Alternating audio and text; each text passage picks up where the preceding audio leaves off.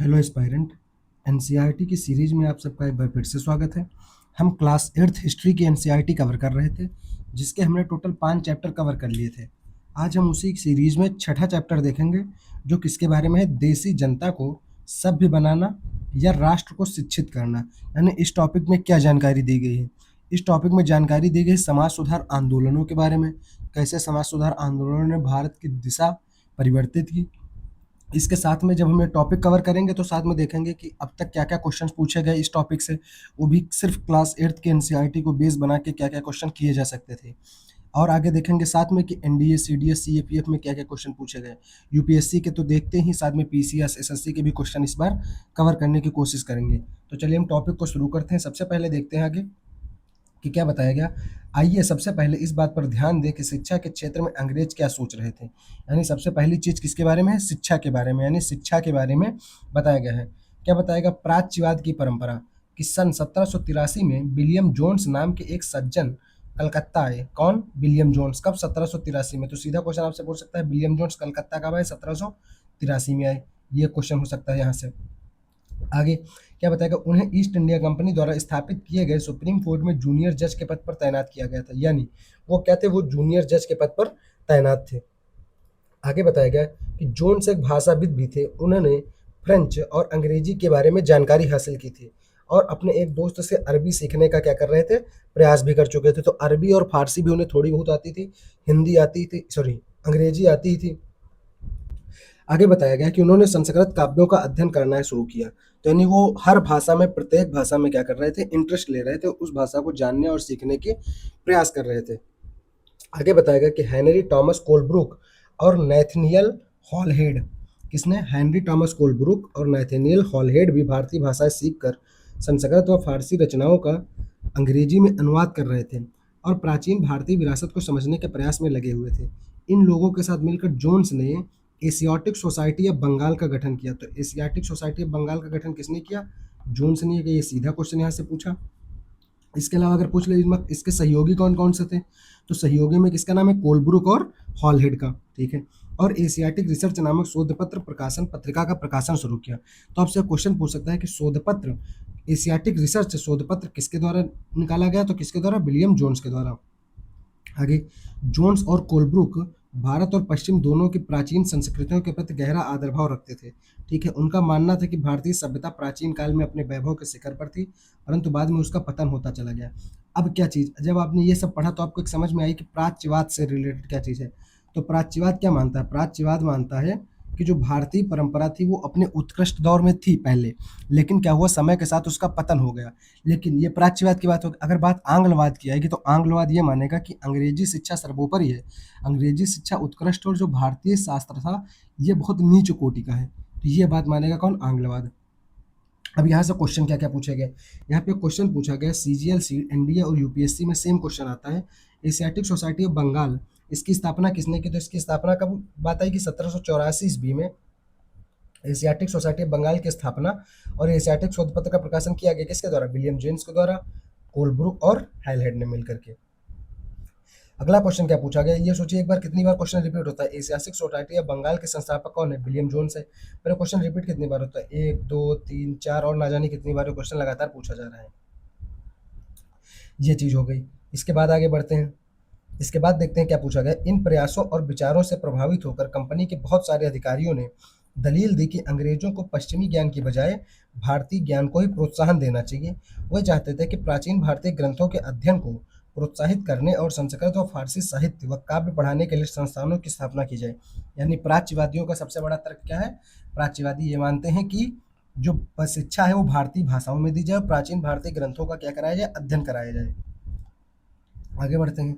आगे मिलेगा कि हेस्टिंग जो प्राच्यवादियों के भारी समर्थक थे। तो प्राच्यवादी में कौन कौन नाम आ गए? एक तो हेस्टिंग का आ गया, तो हेस्टिंग आपने पढ़ लिया। यहाँ पे 3 नाम आपने पढ़े। 3 नाम कौन कौन से पढ़े? एक तो कोलब्रुक हो गया था, दूसरा हॉलहेड हो गया था, तीसरा जोन्स हो गया था और चौथा वारेन हेस्टिंग हो गए। तो ये चीजें हो गई, जो ये नाम थे ये आपको याद रखना। अब इसमें से क्वेश्चन क्या पूछ सकता है? क्वेश्चन पूछ लेगा निम्न में से कौन कौन से प्राच्यवादी हैं। तो आपको पता होना चाहिए कौन कौन से प्राच्यवादी हैं। तो 4 नाम बताए मैंने आपको। 4 नाम कौन कौन बताए? कौन कौन? एक हॉलहेड बताया, दूसरा विलियम जोन्स बताया, तीसरा क्या बताया? वारेन हेस्टिंग, चौथा आप बताइए कमेंट बॉक्स में कि चौथा नाम क्या बताया। आगे देखते हैं, आगे क्या बताया गया।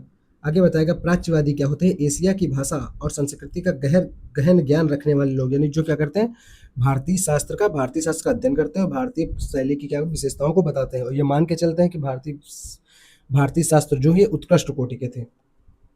आगे बताया गया 1781 में अरबी फारसी इस्लामिक कानून के अध्ययन को बढ़ावा देने के लिए कलकत्ता में एक मदरसा खोला गया। 1791 में बनारस में हिंदू कॉलेज की स्थापना की गई। अब ये सेम क्वेश्चन पूछ लिया कि भारत में अंग्रेजों ने प्रथम मदरसा कहाँ स्थापित किया। अभी मैंने आपको बताया कहाँ पे किया, कलकत्ता में किया। ये बिटवीन द लाइन क्वेश्चन पूछे जा रहे हैं, यानी ऐसा आपको पैराग्राफ के बीच से कहीं से भी क्वेश्चन उठा के पूछ रहे हैं, लेकिन इसका सीधा सोर्स एनसीईआरटी ही है, वो भी क्लास 8 के एनसीईआरटी से। आप इमेजिन करिए डायरेक्ट क्वेश्चन पूछे जा रहे हैं। आगे बताया गया प्राच्यवादियों पर हमला करने वालों में जेम्स मिल प्रमुख थे। तो क्या देगा आपको, ऑप्शन में दे देगा जेम्स मिल। कैसे बोलेगा, निम्नलिखित में से कौन कौन से प्राच्यवादी हैं, वहाँ पे एक ऑप्शन दे देगा जेम्स मिल का। तो जेम्स मिल प्राच्यवादी नहीं है, जेम्स मिल क्या है, जेम्स मिल है आंग्लवादी। आंग्लवादी मतलब ये चाहते हैं कि शिक्षा का माध्यम अंग्रेजी ही रखा जाए। फिर इन्होंने क्या बताया, इसलिए भारतीयों को पूर्वी समाज के काव्य और धार्मिक साहित्य के बजाय ये पढ़ाया जाना चाहिए कि पश्चिम ने किस तरह की वैज्ञानिक और तकनीकी सफलताएं हासिल कर ली, यानी ये पश्चिमी शिक्षा को क्या बहुत उत्कृष्ट कोटि का मानते हैं। आगे बताया गया थॉमस बैमिंगटन मैकाले इन आलोचकों में सबसे मुखर और प्रभावशाली हैं। वह भारत को असभ्य देश मानते थे। तो भारत को असभ्य देश कौन मानता था, सीधा क्वेश्चन पूछ लेगा तो कौन, मैकाले हो गए। और मैकाले भी किस में आएंगे, मैकाले आएंगे आंग्लवादी में। किसमें है, आंग्लवादी में। आगे बताया गया मैकाले का कहना था कि एक अच्छे यूरोपीय पुस्तकालय का केवल एक खाना ही भारत और अरब के समूचे देसी साहित्य के बराबर है। उनका तर्क था कि भारत में ब्रिटिश सरकार को प्राच्यवादी ज्ञान पर सरकारी पैसा बर्बाद नहीं करना चाहिए। आगे बताएगा कि मैकाले ने अंग्रेजी भाषा सीखने की जरूरत पर जोर दिया। उनका मानना था कि अंग्रेजी के ज्ञान से भारतीयों को दुनिया की श्रेष्ठतम साहित्यिक कृतियों को पढ़ने का मौका मिलेगा। यहाँ के लोग पश्चिमी विज्ञान और दर्शन के क्षेत्र में हुए विकास से अवगत हो पाएंगे। इसलिए क्या चाहते थे कि अंग्रेजी शिक्षा को ही बढ़ावा दिया जाए। आगे देखते हैं मैकाले के मिनट्स या ब्यूरो के आधार पर 1835 का अंग्रेजी शिक्षा का अधिनियम पारित किया जाता है। तो अंग्रेजी शिक्षा का अधिनियम कब पारित किया जाता है, 1835 में पारित होता है। और यह फैसला भी लिया गया कि अंग्रेजी को उच्च शिक्षा का माध्यम बनाया जाए और कलकत्ता मदरसे तथा बनारस संस्कृत कॉलेज जैसे प्राच्यवादी संस्थानों को प्रोत्साहन न दिया जाए। लेकिन यहाँ पे एक चीज़ सबसे ज़्यादा ध्यान देने वाली है, जब आप ध्यान से पढ़ेंगे तो आपको लगेगा अंग्रेजी को उच्च शिक्षा का माध्यम बनाया जाए, ना कि अंग्रेजों को सभी शिक्षा का माध्यम नहीं बनाना था, केवल उच्च शिक्षा किसमें दी जानी चाहिए थी, अंग्रेजी में। ये बात कही गई। अब इससे रिलेटेड क्वेश्चन देख लेते हैं क्या क्या क्वेश्चन यहाँ से पूछे गए। जैसे यहाँ से क्वेश्चन पूछा गया कि लॉर्ड मैकाले किससे संबंधित है, तो किससे संबंधित, अंग्रेजी शिक्षा से संबंधित है। ठीक है, आगे देखते हैं कि मैकाले ने भारतीय शिक्षा पर अपना प्रसिद्ध मिनट कब जारी किया। तो मैंने कब जारी किया, इन्होंने जारी किया 2 फरवरी 1835। तो यहाँ पे तो ईयर लिखा है 1835। अभी आपको मैंने पढ़ा है कब जारी किया, 1835। लेकिन आप एग्जैक्ट डेट याद रखेंगे कि एग्जैक्ट डेट क्या है, 2 फरवरी 1835। ये क्लास 12th में एनसीईआरटी में दिया गया है। ठीक है, आगे देखते हैं आगे क्या बताया गया कि किसने ईस्ट इंडिया कंपनी के बारे में यह टिप्पणी की कंपनी एक असंगति है परंतु यह उस व्यवस्था का भाग है जहां सब कुछ ही असंगत है।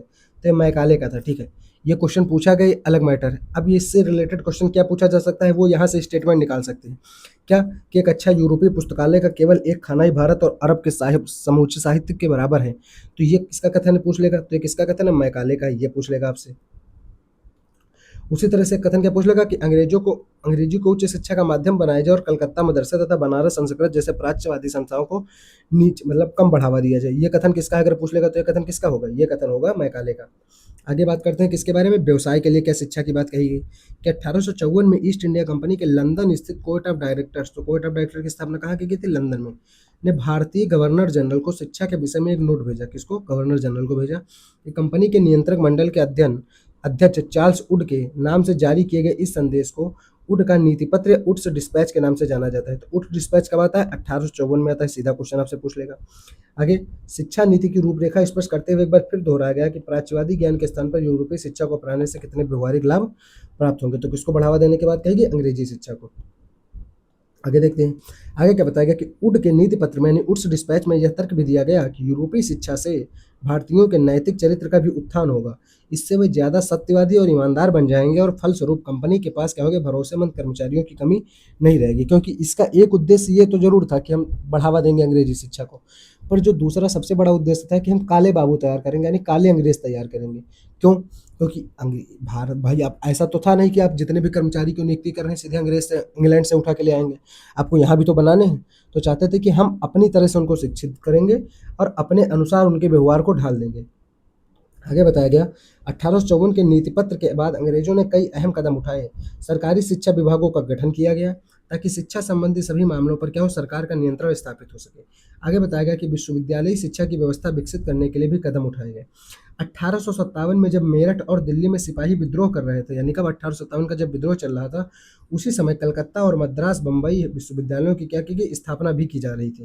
तो ये चीज़ बताई गई। अब इससे रिलेटेड क्वेश्चन पूछ लिया गया इसी लाइन से। क्वेश्चन क्या पूछा गया राजस्थान के एग्जाम में कि प्रथम 3 विश्वविद्यालय कलकत्ता, मद्रास और बम्बई, तो यहाँ पे किसकी किसकी चर्चा है, कलकत्ता, मद्रास और बम्बई की स्थापना किस वर्ष हुई? तो सीधा आंसर क्या होगा, 1857, क्योंकि साफ साफ लिखा है 1857 में जब मेरठ और दिल्ली में सिपाही विद्रोह कर रहे थे उसी समय ये स्थापना हुई।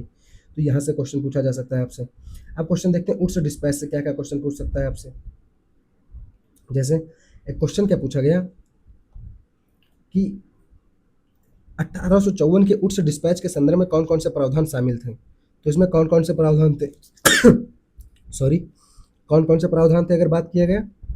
प्रांतीय शिक्षा विभागों की स्थापना करना, बिल्कुल सही बात मैंने अभी बताया कि शिक्षा विभाग की स्थापना करने की बात सॉरी कही गई। आगे बताया गया कलकत्ता, बम्बई और मद्रास में विश्वविद्यालय की स्थापना, तो बिल्कुल ये भी हुआ। उच्च शिक्षा के लिए अंग्रेजी माध्यम, बिल्कुल सही बात है। तो ये तीनों चीजें कही गई।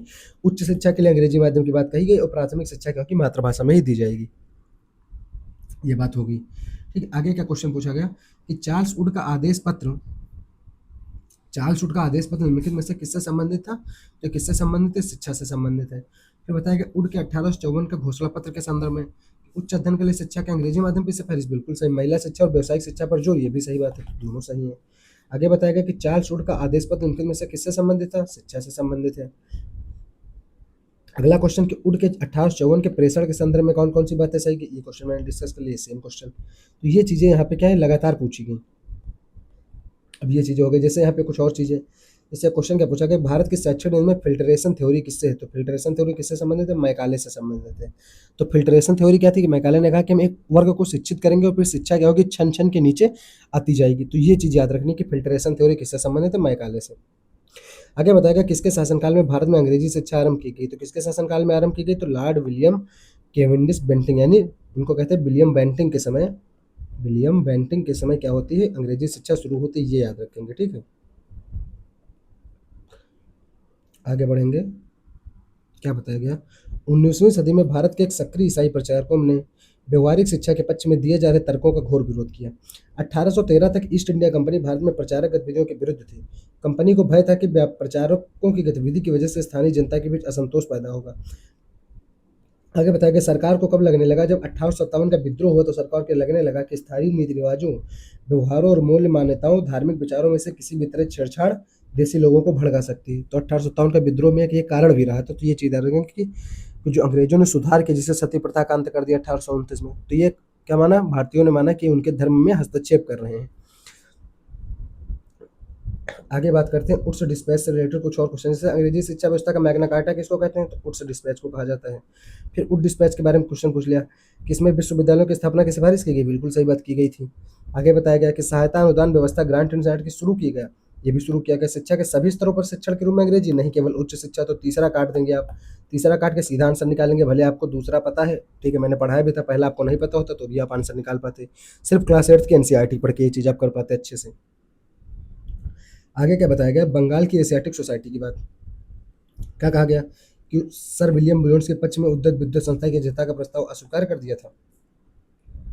कहा गया बंगाल की एशियाटिक सोसाइटी की स्थापना वारेन हेस्टिंग के काल में हुई थी और उसने सर विलियम जोन्स के पक्ष में उक्त विद्युत संस्था की अध्यक्षता का प्रस्ताव स्वीकार करते थे। ये क्वेश्चन अभी छोड़ दिए, क्वेश्चन 12th के एनसीईआरटी जब पढ़ेंगे तो वहाँ पे डायरेक्ट स्टेटमेंट से निकाले गए हैं। तो ये क्वेश्चन अभी अभी कर पाएंगे आप। अगर आपसे पूछा जाता है स्थापना किसने की तो आप बता पाते हैं, पर ये क्वेश्चन जो स्टेटमेंट से पूछा गया है क्लास 12th के एनसीईआरटी के सीधे स्टेटमेंट उठाए गए। ठीक है,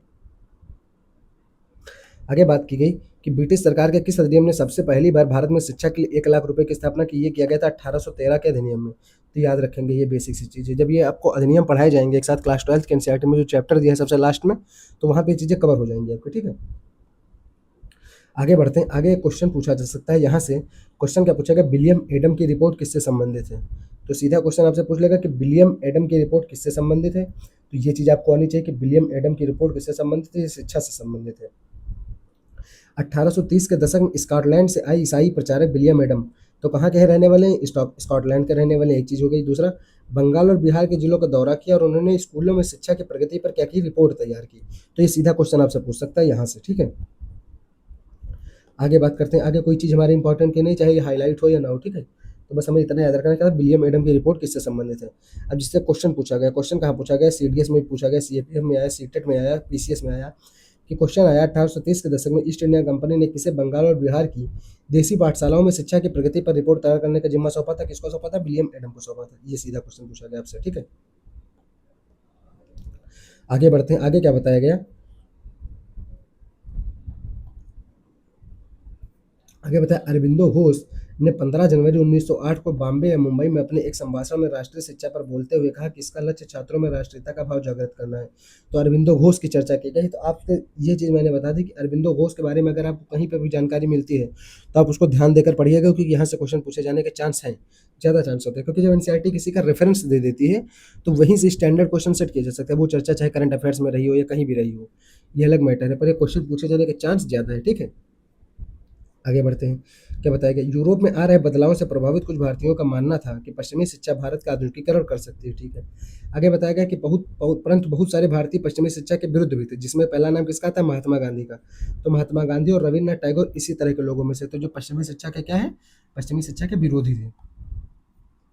महात्मा गांधी क्यों विरोध, महात्मा गांधी का कहना था कि औपनिवेशिक शिक्षा ने भारतीयों के मस्तिष्क में क्या कर दिया, हीनता का बोध पैदा कर दिया है। इसके प्रभाव में आकर यहाँ के लोग पश्चिमी सभ्यता को श्रेष्ठतर मानने लगे और भारतीय सभ्यता को क्या करते हैं, नीचा समझने लगे हैं। तो महात्मा गांधी जी ने बताया कि शिक्षा केवल भारतीय भाषाओं में ही दी जानी चाहिए। उनके मुताबिक अंग्रेजी में दी जा रही शिक्षा भारतीयों को अपाहिज बना देती है। महात्मा गांधी का कहना यह भी था कि पश्चिमी शिक्षा जो है वो मौखिक ज्ञान के बजाय केवल पढ़ने और लिखने पर केंद्रित है, इसलिए वो क्या करते थे, पश्चिमी शिक्षा के घोर विरोधी थे और भारतीय शिक्षा के समर्थक। आगे बताया गया कि रविन्द्रनाथ टैगोर ने यह संस्था 1901 में शुरू की, कौन सी संस्था, शांति निकेतन। तो शांति निकेतन की स्थापना रविन्द्र टैगोर द्वारा की गई, कब की गई, 1901 में। दो क्वेश्चन पूछ सकते हैं, एक तो किसने की, दूसरा कब की गई, ठीक है। आगे बढ़ते हैं, क्या बताएगा, बहुत सारे मामलों में टैगोर और महात्मा गांधी शिक्षा के बारे में कमोबश एक जैसी राय रखते थे, लेकिन दोनों के बीच फर्क भी थे। गांधी जी पश्चिमी सभ्यता और मशीनी प्रौद्योगिकी की उपासना के कट्टर आलोचक थे। टैगोर जो है वो आधुनिक पश्चिमी सभ्यता और भारतीय परंपरा के श्रेष्ठ तत्वों का सम्मिश्रण चाहते थे। उन्होंने शांति निकेतन में भी कला, संगीत और नृत्य के साथ साथ विज्ञान और प्रौद्योगिकी की शिक्षा पर भी जोर दिया था। ये चीज़ें हो गई जो मैंने यहाँ से आपको सारी चीज़ें शिक्षा से रिलेटेड कवर कराई। तो ये पूरा टॉपिक यहीं पे कंप्लीट होता है। धन्यवाद दोस्तों मेरे साथ जुड़ने के लिए। मैं उम्मीद करता हूँ कि आपको ये सीरीज अच्छे से समझ आ रही होगी। मैंने एक एक टॉपिक भी साथ में करा रहा हूँ और उसके क्वेश्चंस भी, ताकि कोई भी क्वेश्चन आपसे ना छूटे। क्योंकि क्वेश्चन क्या होता है, जैसे जो क्वेश्चन सीडीएस में पूछा गया, हो सकता है 2 साल बाद वही क्वेश्चन सेम पीसीएस के एग्जाम में रिपीट करके पूछ लिया जाए। तो इसलिए ये सारी चीज़ें मैं आपको एक साथ करा रहा हूँ। तो धन्यवाद दोस्तों मेरे साथ जुड़ने के लिए। जय हिंद, जय भारत।